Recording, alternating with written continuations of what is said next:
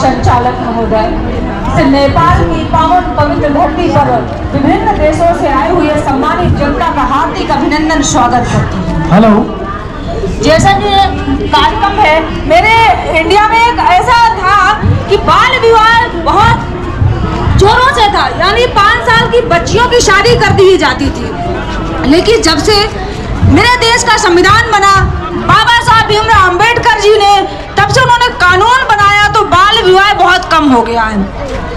आप देखिए, एक बाल अपराध है कि छोटे छोटे बच्चों को रेस्टोरेंट में, होटल में, कंपनियों में भी काम में लगा दिया जाता था, और वो बच्चे कोई और नहीं होते थे, वो बच्चे ओबीसी SC ST के लोग होते थे जो काम में लगाए जाते थे। बड़े घरों के बच्चों को कोई काम में नहीं लगाया जाता, उनको यानी बीमार कर दिया जाता। जब छोटा सा बच्चा कोई काम करेगा तो बीमार होगा, क्योंकि उसकी जो बॉडी है वो परिपक्व नहीं होती है काम करने लायक। तो हमें स्टार्टिंग से मारा जा रहा है। ये मैं इंडिया की बात नहीं कर रही हूँ, नेपाल में भी मैं 3 दिन से आकर के देख रही हूँ। तो मैं आप लोगों से निवेदन करना चाहती हूँ कि जो भी लोग हों, आप लोग एकता लाइए और इसके खिलाफ आंदोलन करिए, सड़कों पर उतरिए और अपने बच्चों का भविष्य आपको तय करना है। सामंतशाही लोग आपके बच्चों का भविष्य गर्त में डाल देंगे, लेकिन वो भविष्य आपका और आपके बच्चों का नहीं सुधार सकते हैं। और एक बात आपको बता दूं कि आप लोग युवाओं को आगे कर दीजिए। कोई भी सरकार होगी, कोई भी प्रधानमंत्री, राष्ट्रपति होगा, आपके चरणों पर झुक जाएगा। झुकाने वाला तो चाहिए, तैयार हो जाइए झुकाने के लिए। और जब भी आपको जरूरत पड़े इंडिया के हम लोगों को, हम आपके साथ कंधे से कंधा मिला करके चलने के लिए तैयार हैं। चाहे वो अधिकारी हो, चाहे शासन सत्ता के लोग हैं, उनकी नानी याद दिलाने का हम लोग काम करेंगे। कभी भी आप हमें बुलाइएगा। हमारे देश में देखिए, मैं उत्तर प्रदेश बुंदेलखंड की रहने वाली हूँ। चाहे किसानों की आवाज हो, चाहे महिलाओं की आवाज हो, चाहे मजदूरों की आवाज हो, हम लोग बिना डरे हुए शासन सत्ता से सवाल करते हैं। हम जेल भी गए हैं और हम फांसी में चढ़ने के लिए तैयार हैं, लेकिन किसी भी शासन सत्ता के सामने घुटने नहीं टेकने वाले हैं, क्योंकि मैं बुंदेलखंड से हूँ। बहुत लोग जानते होंगे रानी लक्ष्मीबाई जी का इतिहास आपने सुना होगा, आपने जो है सावित्रीबाई फुले जी का इतिहास सुना होगा। वो महिलाएं नहीं थी, सच में अगर माना जाए तो देवियां वो थी, भगवान वो थी। ये पाखंडवादी भगवान नहीं है, तो आप लोगों को समझना होगा। और मैं इंडिया से आई हूँ, मैं रिस्पेक्ट करती, जितना मुझे मोहब्बत अपने इंडिया से, अपने वतन से है, उतनी मोहब्बत मुझे नेपाल की जनता से, नेपाल की धरती से भी है। तो धन्यवाद। संचालक महोदय को मैं कहना चाहती हूँ कि अगर 2 मिनट मुझे और टाइम मिल जाए तो मैं थोड़ा सा विषय रख दूं, बोल सकती हूँ, कोई दिक्कत तो नहीं। तो आप बताइए कि मेरे यहाँ हमारा जो बहुजन समाज है 85% है, और समाज कितना है? मात्र 15%। लेकिन दुख है मुझे इस बात का कि 15% सत्ता पर बैठे हैं, एक हो जाते हैं, लेकिन हम 85% विभिन्न गुटों में बटे हैं। उसका फायदा 15% लोग ले रहे हैं, सत्ता पर बैठे हैं। जिस दिन नेपाल की जनता ओबीसी ST अगर एक हो जाएगी तो साथियों वो दिन दूर नहीं, आपका प्रधानमंत्री, आपका राष्ट्रपति, आपके अधिकारी, शासन सत्ता में आपकी भागीदारी होगी। अगर आप लोग विभिन्न टुकड़ों में बटे रहे तो नोट कर लीजिए मेरी बात को, आप लोग शासन सत्ता पर कभी नहीं पहुंचने दिए जाओगे। आप ही लोगों में से 3-4 लोगों को पैसे का लालच दे करके मिला लिया जाता है, आपके सभी सामाजिक संगठनों को कमजोर कर दिया जाता है, और आप लोग उस व्यक्ति को पहचान नहीं पाते हो। तो उस व्यक्ति को पहचानिए। और महिलाओं को मैं फिर कह रही हूँ, आप आगे आने दीजिए, चाहे शिक्षा के, स्वास्थ्य में हो, चाहे नौकरी के, जो है किसी भी क्षेत्र में हो, आंदोलन के क्षेत्र में हो। जिस दिन इस देश की महिलाएं, नेपाल की महिलाएं अगर सड़कों पर उतर आई तो सोचिए कि इस देश में क्रांति जरूर होगी, और क्रांति लाने के लिए आप लोगों को सड़कों पर उतरना होगा। हम एक बात आपको और कहना चाहते हैं, मेरे भारत में जो इस समय शासन सत्ता मौजूद है, वो आपके नेपाल में भी पार्टी का गठन कर दिया है और आपको गुलाम बनाने का काम हो रहा है। मैं भारत में हूँ, लेकिन मैं स्वतंत्र नहीं हूँ, क्योंकि हमने अंग्रेजों को भगाया, लेकिन मेरे देश के काले अंग्रेज आज भी जो है हम लोगों का हनन कर रहे हैं, लेकिन हम हनन होने नहीं देंगे। हमने शपथ ले लिया है कि जिस दिन हमारे ओबीसी ST महिलाओं पर अगर आज आ जाएगी तो शासन सत्ता के छाती पर चढ़कर सवाल करेंगे और अपने अधिकारों की बात करेंगे, अपने अधिकारों के लिए लड़ाई लड़ेंगे। लाठी डंडे पुलिस के जेल से मत डरिए, आप लोग सड़कों पर आइए, कंधे से कंधा मिला करके चलते हैं और शासन सत्ता को उखाड़ कर फेंकते हैं। धन्यवाद। धन्यवाद शालिनी जी। धन्यवाद शालिनी म्याडमलाई। उहाँले इन्डियामा कस्तो अवस्था छ जुन विषयमा हामी अहिले प्रस्तुत गर्न गइरहेका छौँ, त्यो विषयमा इन्डियाको अवस्था कस्तो छ भन्ने विषय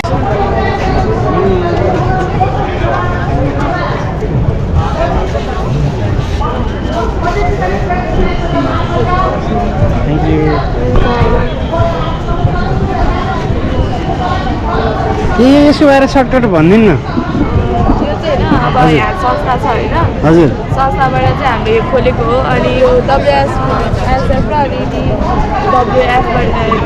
FWबाट खोलेको हो नि त। अनि यहाँ चाहिँ कतिजना सहभागिता लिनुभयो अनि कतिजनाले इच्छुक भएर गरिदिनु भएको काम, त्यसको लागि धन्यवाद पनि। अनि यो सरकारलाई बुझाउने हो, त्यही भएर यो नेपाल सरकारलाई बुझाउने हो नि त। ओके,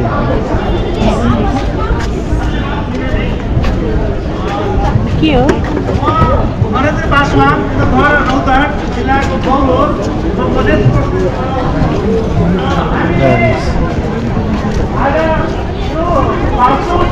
आलुको अचार, चिकन छैला, समाराजी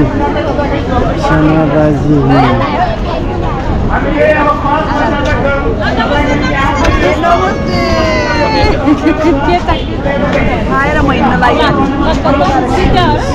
तरकारी, महिला एकता समाज, नगररेखा स्टल,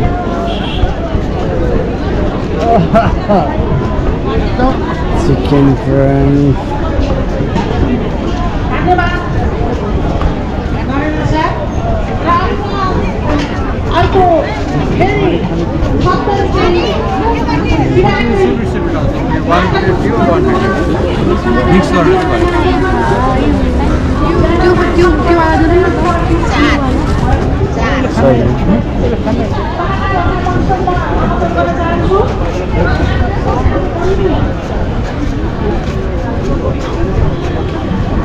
कपुरी चिया। यो के छ कपुरी चिया भनेको? के हो? चियापत्तीको ब्रान्ड हो एउटा। ए चिया त उनी हो उस्तै हो। कपुरी चिया कपुरी चिया सुनिता फाउन्डेसन।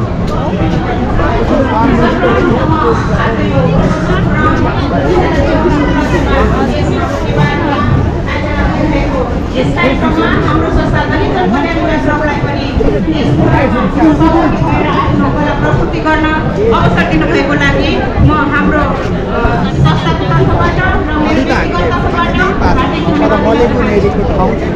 आज हामीले हजुरहरूको समक्ष अझै पनि हाम्रो समाजमा महिला हिंसा, दाइजो प्रथा र बाल विवाहले जरागाडिरहेको अवस्था छ, जसको कारणले गर्दाखेरि महिलाहरू शिक्षाबाट वञ्चित हुनु परेको छ।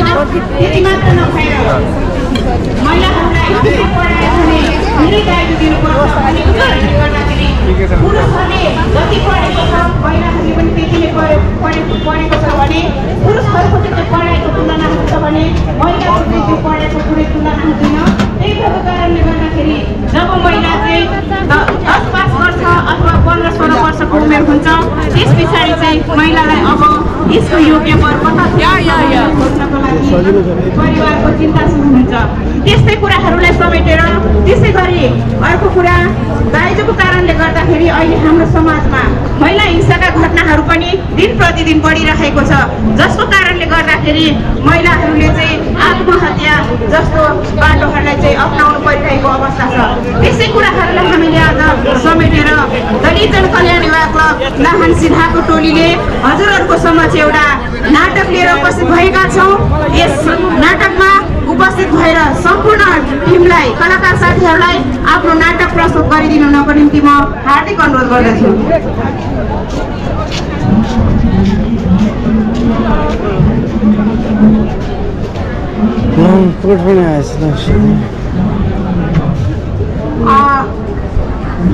भारतका हाम्रा महिला अधिकार कर्मी एवं महिला नेता हुनुहुन्छ शालिनी सिंह पटेलजीलाई म यही विषयमा आफ्नो छोटो लैजानु है, त्यो कति राम्रो भएको छ। अभिव्यक्ति व्यक्त गरिदिनु हुन हार्दिक अनुरोध गर्दछु।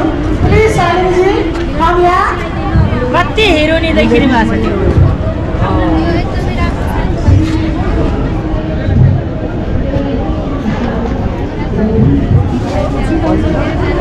हाम्रो सानो बहिनीले बनाउनु भएको